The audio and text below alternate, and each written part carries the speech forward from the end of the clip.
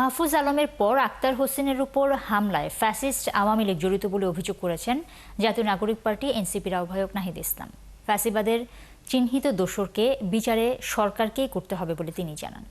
রাজনীতি থেকে মাইনাস হতে না চাইলে ফ্যাসিবাদ বিরোধী সকল রাজনৈতিক দলকে ঐক্যবদ্ধ হওয়ার আহ্বান জানান নাহিদ ইসলাম। গতকালকের হামলার প্রতিবাদে বিক্ষোভ মিছিল অনুষ্ঠিত হবে। এছাড়া আমরা সুস্পষ্ট কিছু দাবি সরকারের কাছে রাখতে চাচ্ছি। গতকালকের ঘটনায় সকল হামলাকারীদের চিহ্নিত করা এবং অবিলম্বে গ্রেফতার করা। কনসুলেট জেনারেলকে অবিলম্বে পদত্যাগ করতে হবে এবং ঘটনার সম্পূর্ণ তদন্ত করে নিরাপত্তা প্রদানে ব্যর্থ কর্মকর্তাদের শাস্তিমূলক ব্যবস্থা নিতে হবে। দ্বিতীয়ত, ফ্যাসিবাদের জমানায় নিয়োগকৃত আওয়ামী দোসরদের ফরেন মিনিস্ট্রি থেকে অপসারণ করতে হবে।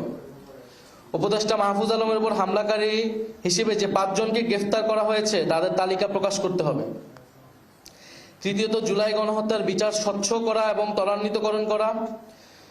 দল হিসেবে সন্ত্রাসী আওয়ামী লীগের বিচার নিশ্চিত করা। আমরা স্পষ্টভাবে বলতে চাই, আওয়ামী লীগকে নির্বাচনে আনার অথবা আওয়ামী লীগকে রাজনীতিতে পুনর্বাসন করার কোনো সুযোগ নাই। যারা এটা করার চেষ্টা করবে জনগণ তাদের বিরুদ্ধেই দাঁড়াবে, তাদের রাজনীতি বাংলাদেশ থেকে নাই হয়ে যাবে।